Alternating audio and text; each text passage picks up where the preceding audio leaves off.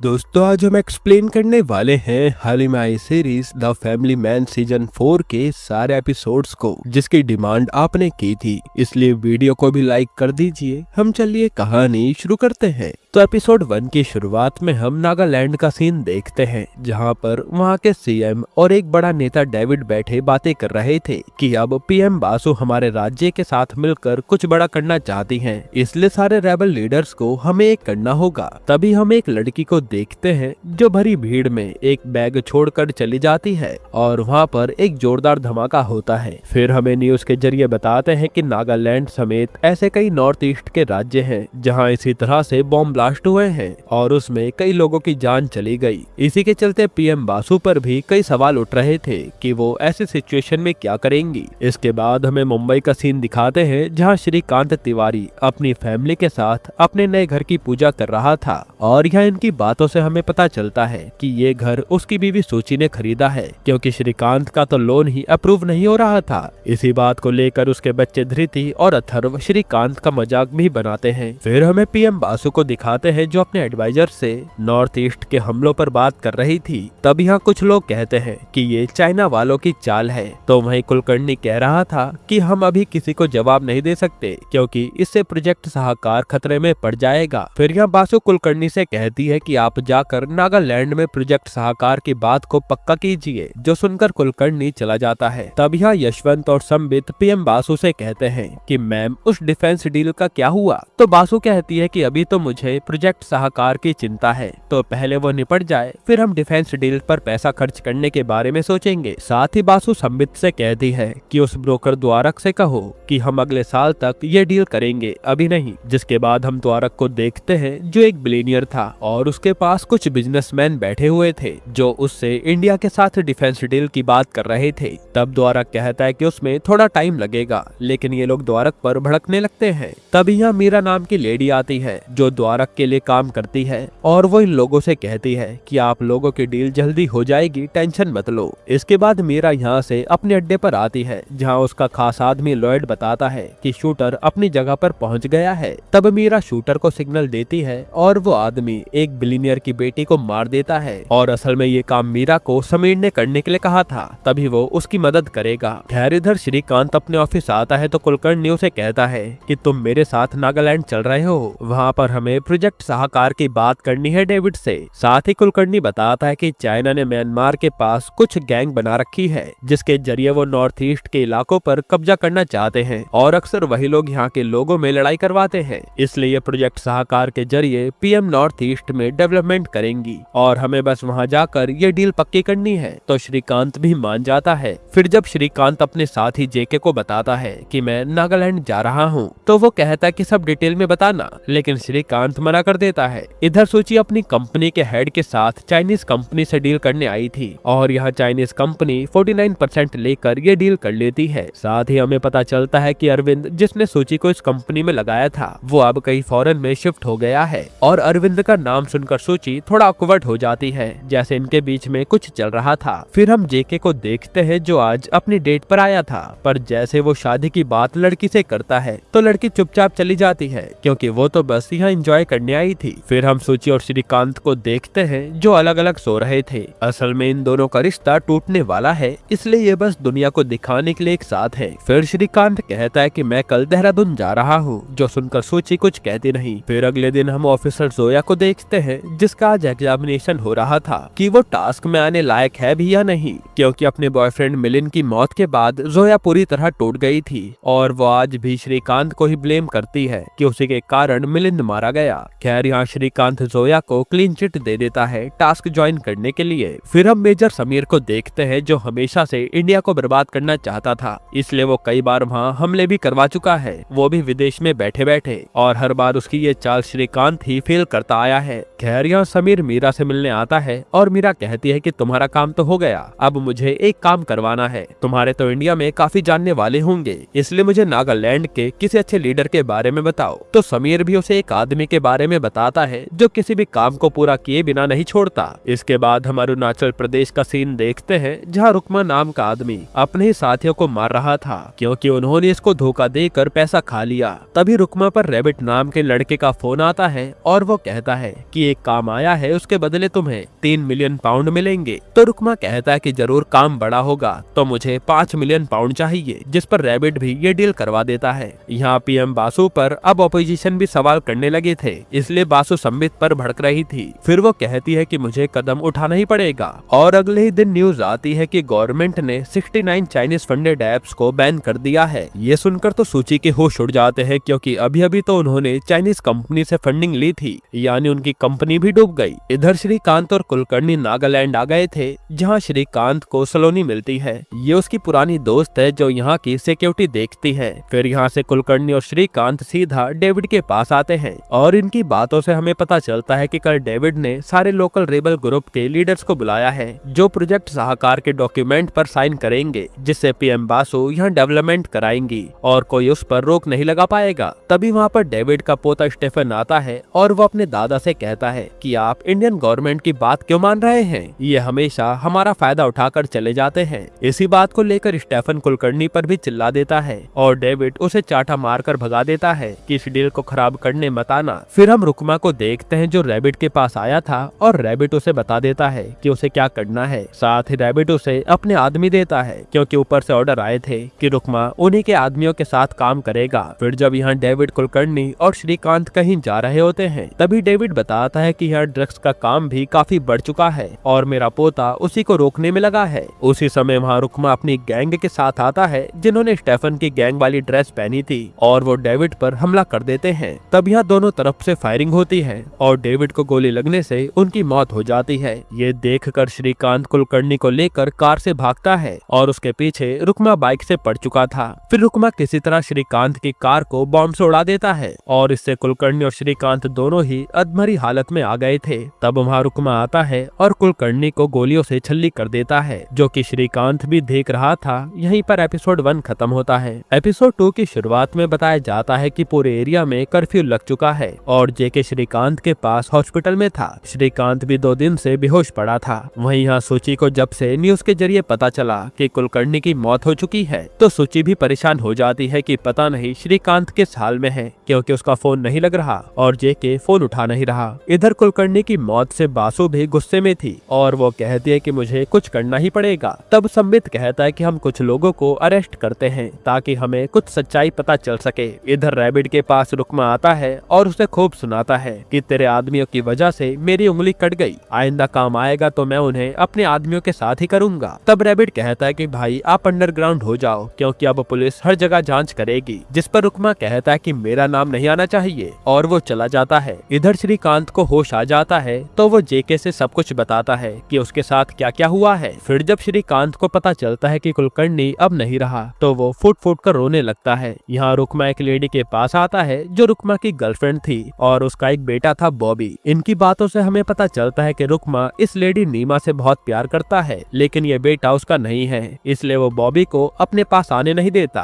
फिर यहाँ जब श्रीकांत सूची को फोन करता है तो सूची उस पर खूब भड़कती है। साथ ही सूची को जेके ने पहले ही बता दिया था कि श्रीकांत नागालैंड में है, जो जानकर श्रीकांत भी हैरान था कि ये जेके एक भी बात पचा नहीं पाता। फिर श्रीकांत जेके से कहता है कि अजीत और पुनित को यहाँ बुला लो, हमें यहीं से जांच शुरू करनी होगी। इधर रुकमा से नीमा कहती है कि तुम मुझसे शादी कर लो ना, मेरे बेटे को भी बाप मिल जाएगा, लेकिन रुकमा मना कर देता है कि मैं शादी ब्याह नहीं कर सकता, मेरी जिंदगी का कुछ भरोसा नहीं है, जो सुनकर नीमा उदास हो जाती है। इधर श्रीकांत ने अपने साथियों के साथ मिलकर उस कातिल को ढूंढना शुरू कर दिया था जिसने उन पर हमला किया। तब ये लोग काफी सारे लोगों की आईडी श्रीकांत को दिखाते हैं, पर श्रीकांत को याद नहीं आता कि कुलकर्णी पर गोली किसने चलाई थी क्योंकि वो उस समय बेहोशी की हालत में जा रहा था। तभी एक फोटो देखते ही श्रीकांत को याद आ जाता है और ये वही रुकमा की फोटो थी। यहाँ अथर्व एक लड़की के साथ अपनी परफॉर्मेंस की तैयारी कर रहा था। तब अथर्व को उसकी क्लास के लड़के चिढ़ाने लगते हैं, जो देखकर अथर्व डर के मारे चला जाता है। यहाँ श्रीकांत को सलोनी रुकमा की पूरी डिटेल बताती है कि ये बीपीएफ कैडेट में रह चुका है और अब ये यहाँ का ड्रग लॉर्ड है, साथ ही ना जाने ये कितने सारे धंधे करता रहता है। तब श्रीकांत कहता है कि सलोनी मेरा एक काम कर दो,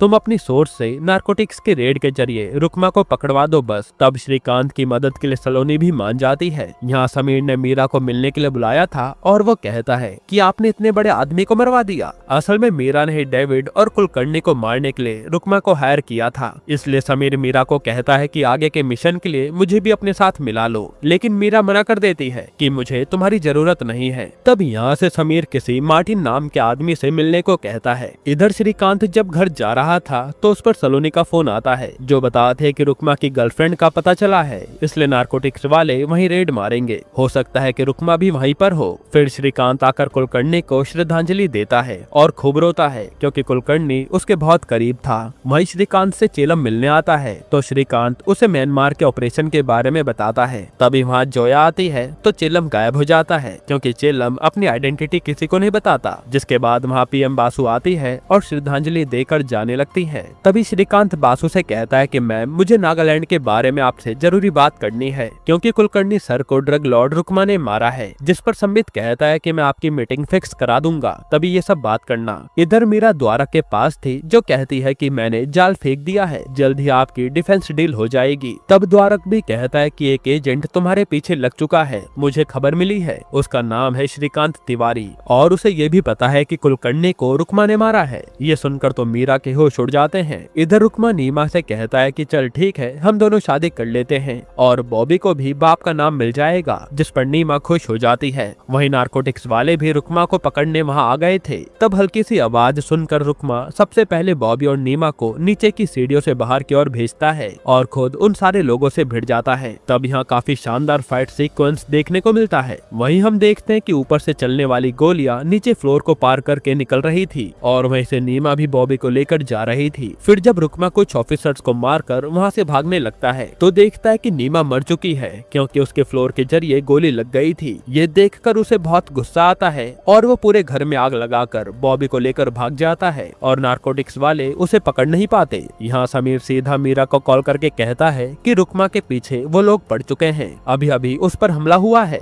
तब मीरा कहती है कि वो सब मैं हैंडल कर लूंगी, कोई बड़ी बात नहीं है। साथ ही वो कहती है कि कोई एजेंट भी मेरे पीछे है श्रीकांत नाम से। ये सुनकर तो समीर हंसने लगता है और कहता है कि तुम्हारा गेम ओवर होने वाला है क्योंकि वो आम आदमी ही सबकी क्लास लगाने का दम रखता है, इसलिए उससे बच के रहना। तो मीरा भी कहती है कि इस बार उसकी टक्कर मुझसे हुई है, तुम देखते रहो मैं उसका क्या हाल करती हूँ। जिसके बाद मीरा लॉयड के पास आकर श्रीकांत का सारा डाटा निकलवाती है और कहती है कि अब मैं इसे अच्छे से टारगेट करूंगी। यहीं पर एपिसोड 2 खत्म होता है। एपिसोड 3 की शुरुआत में सूची टीवी पर अपनी बात रखने गई थी कि क्यों उसकी कंपनी को बैन नहीं करना चाहिए। तब यहाँ तो एंकर सूची की पर्सनल लाइफ बीच में ले आता है कि आप अपने पति को डाइवर्स क्यों दे रही हैं। ये जानकर तो सूची के होश उड़ जाते हैं कि ये बात लीक कैसे हुई। वहीं अथर्व और धृति भी ये सुनकर परेशान हो गए थे और यहाँ सूची भी एंकर और वहाँ बैठे सभी लोगों से लाइव में ही लड़ाई करके चली जाती है। जिसके बाद हम देखते हैं कि सूची से उसके बच्चे डाइवोर्स का कारण पूछ रहे थे पर सूची इस बारे में बात नहीं करती और जेके भी इनके बीच में फंस गया था। तब धृति कहती है कि अब अथर्व को भी एक सच बता दो, यानी श्रीकांत का स्पाई वाला सच जो इन्हें सीजन 2 में पता चल गया था।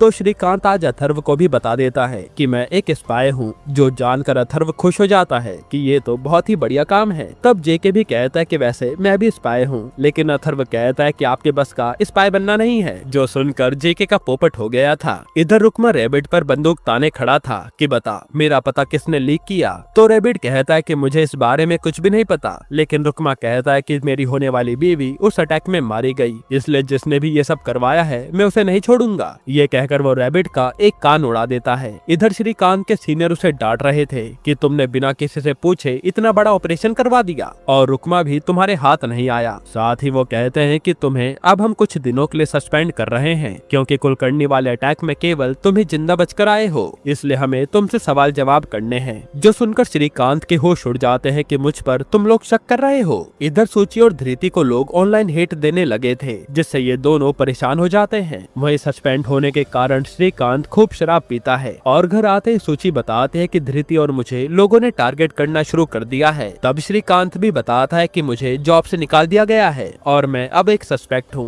तब सूची भी उदास हो जाती है। इधर रुकमा नीमा के मम्मी पापा के पास आता है और बॉबी को उन्हें देकर कहता है कि अब से आप दोनों को ही इसे संभालना है और वो पैसे फेंक कर कहता है कि पैसे तुम्हें टाइम से मिलते रहेंगे। तब नीमा के पापा मना करते हैं तो रुकमा गन दिखा के डरा देता है। फिर जैसे वो बॉबी को छोड़कर जा रहा था तो बॉबी रुकमा को पकड़ लेता है कि पापा मुझे आपके साथ रहना है। तब रुकमा का भी दिल पिघल जाता है और वो बॉबी को लेकर चल देता है। इधर हमें पता चलता है कि श्रीकांत को सस्पेंड करके ये केस किसी यतीश नाम के ऑफिसर को दे दिया गया है। इसलिए यतीश सबसे पहले स्टेफन की गैंग के आदमी को नागालैंड में उठा लेता है और उससे पूछता है कि तेरे साथियों ने कुलकर्णी को क्यों मारा, लेकिन वो आदमी मना कर देता है कि हमें फंसाया जा रहा है। जिस पर यतीश उस आदमी को उसकी बेटी के नाम से डराता है कि मैं उसे मरवा दूंगा, इसलिए मुझे बता दे कि स्टेफन कहाँ छुपा है। तो वो आदमी भी डर के मारे स्टेफन का पता बता देता है। जिसके बाद यह स्टेफन मीडिया को बुलाकर अपना बयान दे रहा था कि हमारी ड्रेस पहनकर उन लोगों ने अटैक किया है, वो भी हमें फंसाने के लिए। तभी वहाँ पर यतीश स्टेफन को पकड़ने आता है और स्टेफन किसी तरह अपनी जान बचाकर भाग जाता है, जिसके चलते यतीश उसे वांटेड की लिस्ट में डलवा देता है। इधर जेके को अथर्व ने अपने स्कूल में बुला लिया था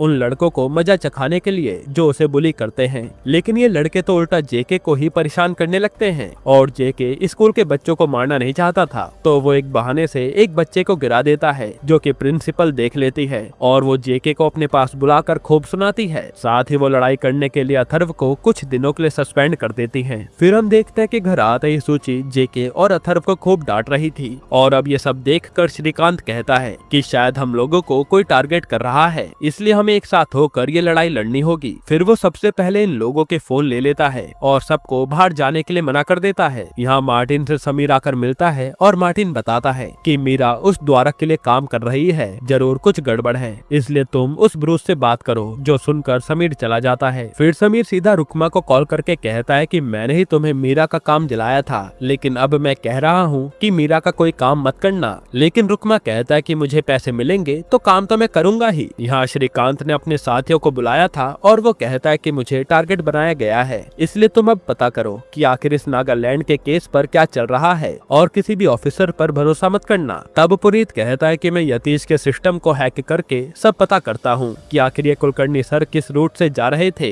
ये रुकमा को पता कैसे चला। जिसके बाद अगले दिन पुनीत इसी काम में लग जाता है और उसे कुछ ऐसा पता चलता है जिससे उसके होश उड़ गए थे। वहीं यहाँ श्रीकांत दिल्ली जा रहा था क्योंकि उसकी पीएम बासु के साथ मीटिंग थी। इधर पुनीत जेके को मिलने के लिए बुलाता है और उसका फोन फेंक कर कहता है कि हम सबके फोन हैक्ड हैं। यह कहकर वो उसे दूसरा फोन देता है। फिर वो कहता है कि आप श्रीकांत सर से मिलो और उन्हें कहना इसी फोन से मुझे कॉल करें, मुझे कुछ जरूरी बात करनी है। इधर यतीश को कुछ ऐसा मिला था जो वो अपने सीनियर से आकर कहता है कि हमें किसी को अरेस्ट करना होगा और ये बात अजीत सुन लेता है। फिर यहाँ एयरपोर्ट पर जेके श्रीकांत के पास आता है और बताता है कि तेरा फोन हैक्ड है और वो उसका फोन फिकवा कर पुनीत से बात करवाता है। तब पुनीत कहता है कि सर रुकमा को आप सबकी लोकेशन आपके फोन के जरिए ही मिली थी, भले ही आपका फोन स्विच ऑफ था, इसलिए यतीश को लग रहा है कि आप रुकमा से मिले हैं और वो आपको पकड़ने एयरपोर्ट आ रहा है। जो सुनकर तो श्रीकांत के होश उड़ जाते हैं। तब हम देखते हैं कि श्रीकांत कुछ सोच रहा है और उसे पकड़ने यतीश एयरपोर्ट पर आ गया है, लेकिन यतीश के श्रीकांत तक पहुंचने से पहले ही श्रीकांत दिल्ली के लिए रवाना हो जाता है। तब यतीश भी दिल्ली के ऑफिसर से श्रीकांत को पकड़ने के लिए कहता है, लेकिन वहाँ पता चलता है कि श्रीकांत फ्लाइट में बैठा ही नहीं, उसने बस अपना फोन किसी के बैग में डाल दिया था इन्हें गुमराह करने के लिए। फिर हम देखते हैं कि श्रीकांत ने तो जेके के जरिए अपनी पूरी फैमिली को ट्रेन में बुला लिया था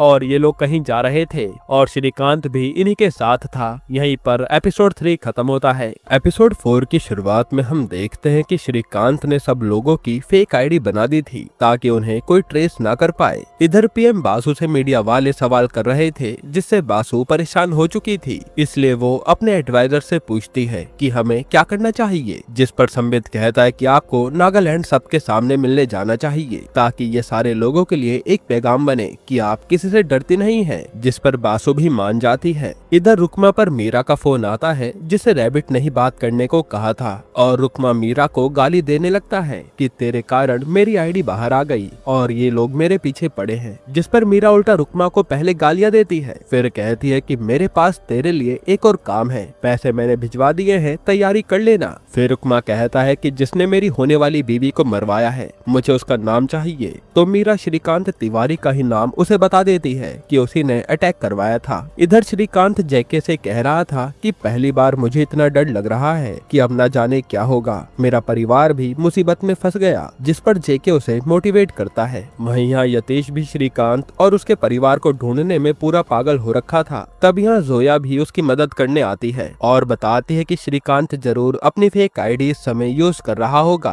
तो यतीश उसे भी ढूंढने लगता है। इधर समीर ब्रूस से मिलने आया था और वो उसे मीरा की फोटो दिखाकर कहता है कि ये लेडी आजकल काफी बड़े बड़े काम कर रही है, जिस पर ब्रूस कहता है कि ये एक ब्रोकर है जो पहले CIA जैसी एजेंसी के साथ काम कर चुकी है, इसलिए जहाँ पैसा दिखता है ये वहीं घुस जाती है। तब समीर बताता है कि इस समय तो चाइना वालों का ही सबसे बड़ा गेम चल रहा है। खैर यहाँ PM बासु अपने नागालैंड जाने की तैयारी कर रही थी, तभी संबित आकर बताता है कि श्रीकांत जो आपसे मिलने वाला था उसे तो वांटेड बना दिया गया और वो अपने परिवार के साथ फरार है। जो सुनकर बासु चौंक जाती है। इधर यतीश के साथ ही बताते हैं कि श्रीकांत की एक फेक ID से टिकट बुक हुए हैं। जो सुनकर यतीश तुरंत श्रीकांत को अगले स्टेशन पर पकड़ने का ऑर्डर देता है। इधर श्रीकांत के पास धृति आती है और उसे पूछती है कि पापा आप मम्मी से अलग क्यों हो रहे हो, जिस पर श्रीकांत भी बता देता है कि मैं कभी तेरी माँ को टाइम दे नहीं पाया, इसलिए हमारे बीच दूरी आ गई और हमारा अलग होना ही ठीक है। लेकिन धृति कहती है कि आप एक बार माँ से बात करके सब ठीक कर दो ना, जिस पर श्रीकांत कुछ बोल नहीं पाता।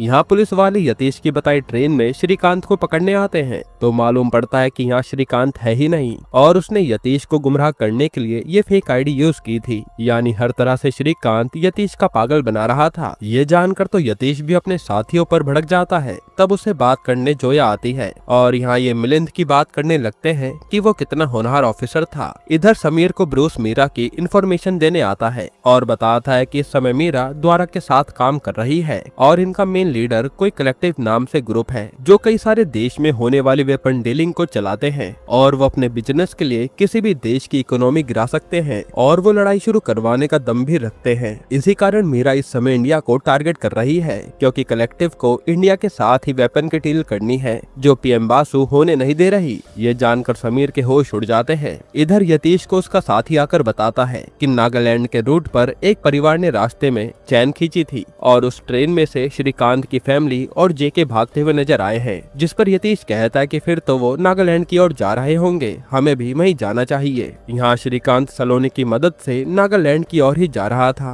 और वो अपनी सिचुएशन सलोनी को बताता है। तब सलोनी भी कहती है कि तुम्हें जो भी मदद चाहिए होगी मैं सब करूंगी। इधर मीरा रुकमा को कॉल करके बताती है कि मैं इंडिया आ रही हूँ ये काम निपटाने के लिए और उस श्रीकांत के खिलाफ हमने जिसके डर से वो भी कहीं गायब है। ये सुनकर रुकमा कहता है कि अब वो कहाँ है, तो इसका जवाब मीरा के पास नहीं था। हालांकि मीरा कहती है कि अब जो काम दिया है तुम उसे पूरा करो। इधर सलोनी सूची और उसके बच्चों को एक रूम दिखाती है और कहती है कि ये सबसे सेफ जगह है। तब श्रीकांत कहता है कि सूची अब बच्चों के साथ तुम यहीं रहो, मुझे दूसरे बेस पर जाना होगा क्योंकि मैं कुलकर्णी सर का बदला लेकर रहूंगा। ये कहकर वो चला जाता है। वहीं सलोनी ने सूची को एक फोन दे दिया था श्रीकांत से बात करने के लिए। हालांकि हम समझ पाते हैं कि सूची श्रीकांत से कितना ज्यादा प्यार करती है, पर वो श्रीकांत को अपने दिल की बात नहीं बोल पाती। वहीं नागालैंड में यतीश भी अपनी टीम के साथ श्रीकांत को पकड़ने आ गया था। इधर श्रीकांत सलोनी से कहता है कि मुझे स्टेफन से मिलना है क्योंकि उसे भी लोग डेविड का कातिल समझ रहे हैं, हम साथ में मिलकर ही कुछ कर पाएंगे। तब सलोनी कहते हैं कि वो तो म्यांमार में कहीं छुपा है। फिर सलोनी के जाते ही श्रीकांत एक नंबर पर मैसेज करके स्टेफन के बारे में पूछता है, पर सामने वाले को भी स्टेफन का पता नहीं था। अब यह है कौन वो आगे पता चलेगा। इधर हम रुकमा को देखते हैं जो बॉबी के बैग में बॉम्ब डाल देता है और उसे कहता है कि ये एक जगह पर जाकर रखाना। तब बॉबी भी ऐसा ही करता है और असल में ये बॉम्ब PM बासु के लिए लगवाया गया था जो आज नागालैंड आ रही है और ये सारा प्लान मीरा का है। फिर जब बॉबी PM बासु के आने वाली जगह पर बैग रखने जाता है तो वो भीड़ में ही खो जाता है। तब दूर से रुकमा सोचने लगता है कि बॉबी कहाँ चला गया, अब तक तो उसे आ जाना चाहिए था। फिर जब बॉबी नहीं आता तो रुकमा खुद बॉबी को लेने जाता है क्योंकि अब उसे भी बॉबी से लगाव हो चुका था और वो नीमा की आखिरी निशानी है। तब वो किसी तरह बॉबी को ढूंढ लेता है और जैसे ही PM बासु वहाँ आती है तो रुकमा तुरंत ब्लास्ट कर देता है। यहीं पर एपिसोड 4 खत्म होता है। एपिसोड 5 की शुरुआत में हम देखते हैं कि मीडिया वाले बासु के बारे में काफी कुछ बोल रहे हैं। हालांकि उस नागालैंड के अटैक से बासु और उसके साथी बच गए थे, जिस पर यशवंत बताता है कि द्वारक ने हाल ही में इस चैनल को खरीदा है, इसलिए ये चैनल आपके खिलाफ बात कर रहा है। अगर इन लोगों का मुंह बंद करना है तो हमें एक ऑपरेशन करना होगा जिसके जरिए हम स्टेफन को पकड़ सकते हैं क्योंकि उसी ने हो सकता है ये अटैक करवाया हो। ये सब सुनकर बासु भी सोचने लगती है कि अब क्या करूं। इधर अपने काम के सिलसिले में मीरा भी इंडिया आ गई थी, जिसे रुकमा पिक करने आता है और उसे अपने साथ एक सुनसान जगह ले जाता है, जो देख मीरा भी डर जाती है कि आखिर ये मुझे कहाँ ले आया। खैर वहीं यहाँ श्रीकांत सोच रहा होता है है कि पीएम बासु पर अटैक किसने करवाया होगा, क्योंकि अब बात पीएम की जान पर आ गई थी, इसलिए ये मैटर और बड़ा हो गया था। वहीं यहाँ यक्षित को उसके साथी कहते हैं कि हमें सलोनी पर शक है कि वो श्रीकांत का साथ दे रही होगी, तो यक्षित भी उस पर नजर रखने को कहता है। इधर मीरा की बातों से हमें पता चलता है कि मीरा ने सिर्फ पीएम बासु को डराने के लिए ही वो अटैक करवाया था। उसका टारगेट सिर्फ दहशत पैदा करना है ताकि पीएम कलेक्टिव वालों से वेपन के डील कर ले। इधर बासु ने स्टेफन को पकड़ने के लिए ऑपरेशन की मंजूरी दे दी थी, जो कि म्यांमार में कहीं छुपा है। तब ये लोग उसी की तैयारी करने लगते हैं। फिर इधर मीरा रुकमा से पूछती है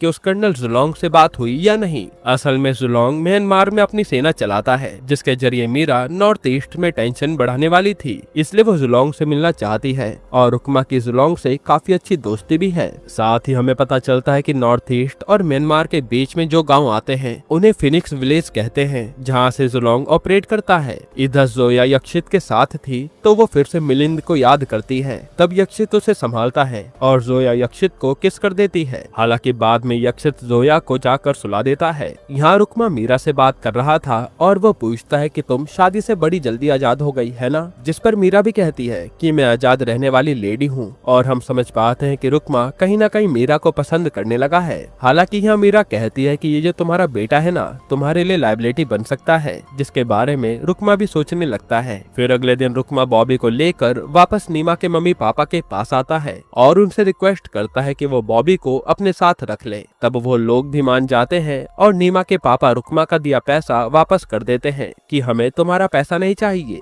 जो लेकर रुकमा चला जाता है। हालांकि अब वो बॉबी से आजाद हो गया था। फिर अगले दिन यक्षित को उसके साथी बताते हैं कि एक वीडियो मेल पर आई है और ये चेक करते हैं तो उसमें कोई अननोन इंसान ये कह रहा था कि स्टेफन ने ना तो डेविड को मारा और ना ही इस हमले में उसका कोई लेना देना है। साथ ही वो 24 घंटे में कुछ ऐसे सबूत एनआईए को देने की बात कर रहे थे, जो सुनकर यक्षित भी सोचने लगता है कि आखिर इनके पास कौन से सबूत हैं। वहीं हम देखते हैं कि ये वीडियो मीरा के पास भी पहुंच गई थी, यानी मीरा का कोई आदमी यक्षित की टीम में मिला हुआ है। वहीं यह वीडियो श्रीकांत के पास भी आती है, जिसका मतलब साफ था कि श्रीकांत का आदमी भी यक्षित के साथ है। सब अपना अपना गेम खेल रहे हैं। तब श्रीकांत सीधा सेंडर की लोकेशन निकलवाने लगता है और उसे एक साइबर कैफे का पता चलता है, इसलिए वो वहाँ नजर रखने आ जाता है। वहीं यहाँ मीरा रुकमा के साथ कर्नल जुलोंग से मिलने आई थी ताकि आगे की प्लानिंग कर सके। फिर यहाँ मीरा जुलोंग को मुंह मांगा पैसा देती है और रुकमा कहता है कि मुझे कुछ सोल्जर्स चाहिए होंगे, एक मिशन पर जाना है। इधर श्रीकांत देखता है कि एक लेडी साइबर कैफे में आई है और वो उसके पीछे पीछे आ जाता है। वही इस लेडी के बारे में एक लड़के ने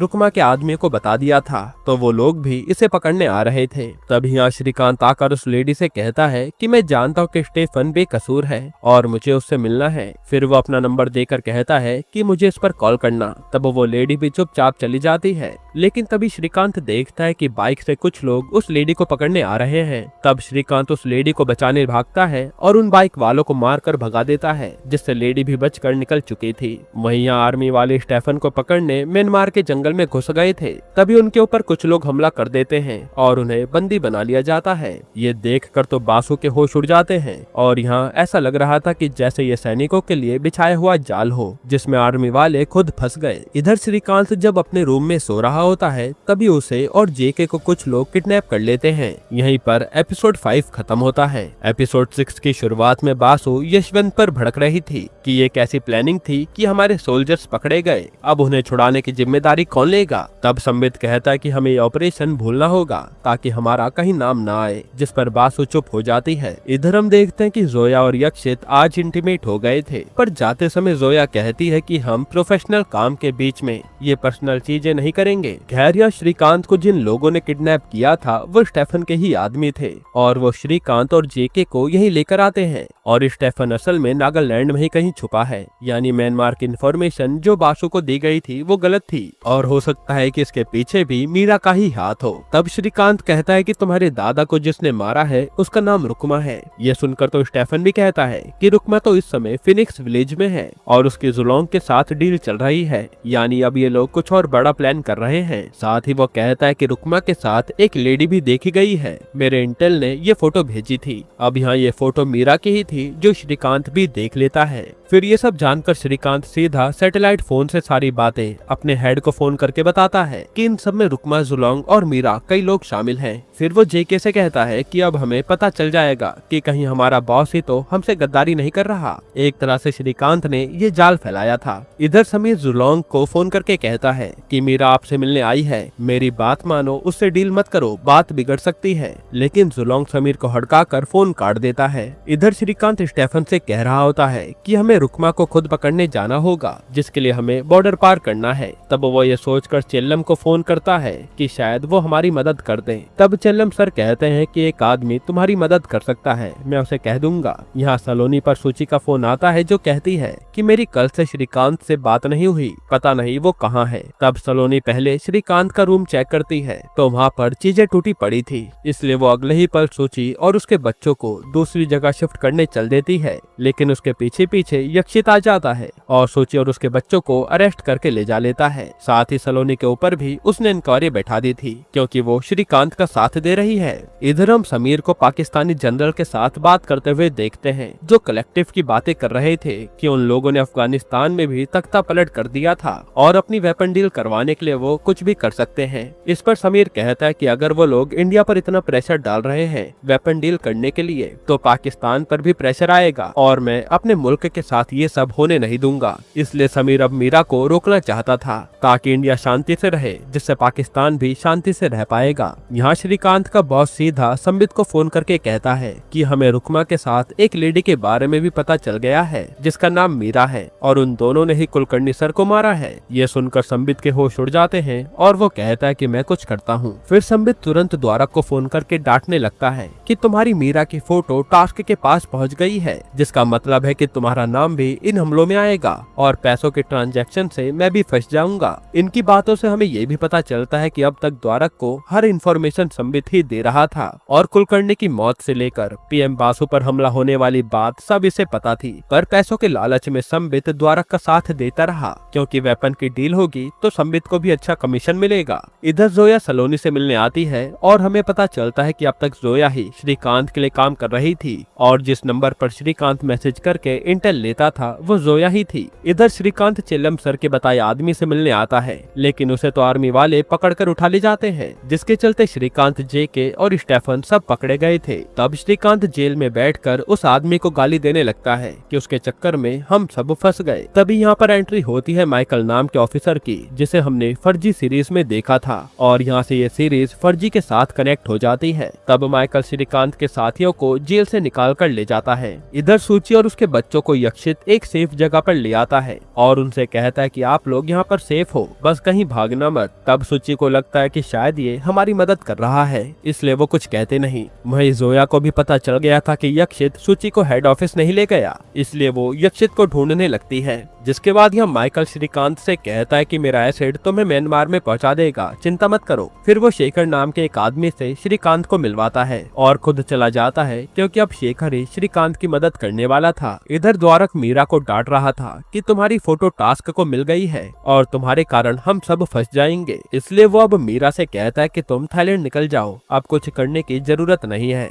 तब मीरा भी रुकमा के पास जाकर कहती है कि अब अगला प्लान अभी एग्जीक्यूट करो, हम बासु पर डिफेंस डील करने का प्रेशर बनाएंगे क्योंकि मुझे जल्दी यहाँ से निकलना है। फिर यहाँ से रुकमा सीधा इंडियन आर्मी ऑफिसर के पास आता है और हमें पता चलता है कि रुकमा ने ही इन ऑफिसर को बंदी बनाकर रखा है और वो अटैक रुकमा ने ही जुलोंग के साथियों के साथ इन पर किया था और असल में यही अब बैकअप प्लान है बासु पर प्रेशर डालने का। तब रुकमा इन सोल्जर्स की वीडियो बनाकर पीएम बासु को भेजता है, जो देख बासु भड़क जाती है और कहती है कि मुझे मेरे जवान वापस चाहिए। इधर श्रीकांत और उसके साथियों को शेखर किसी तरह म्यांमार में पहुंचा देता है और हम यतीश को देखते हैं जिसके पास कुछ लोग आते हैं और असल में ये मीरा के ही साथी थे जो अब सूची और उसके बच्चों को लेने आए थे और ये यतीश शुरू से ही मीरा से मिला हुआ था। पर जैसे ये लोग अंदर इन्हें लेने आते हैं तो यहाँ से सूची और उसके बच्चे भाग चुके थे, जो देख ये लोग उनके पीछे जाने लगते हैं। फिर हम देखते हैं कि इनके पीछे पीछे सलोनी और जोया भी आ गए थे। तभी जोया को बंदूक चलने की आवाज आती है और वो समझ जाते कि सूची की जान खतरे में है, इसलिए ये दोनों जाकर यतीश और उसके आदमियों को मारने लगते हैं। हालांकि इस लड़ाई में सलोनी घायल हो गई थी, लेकिन जोया किसी तरह यतीश को भी मारकर घायल कर देती है और उसने सूची और उसके बच्चों की जान बचा ली थी।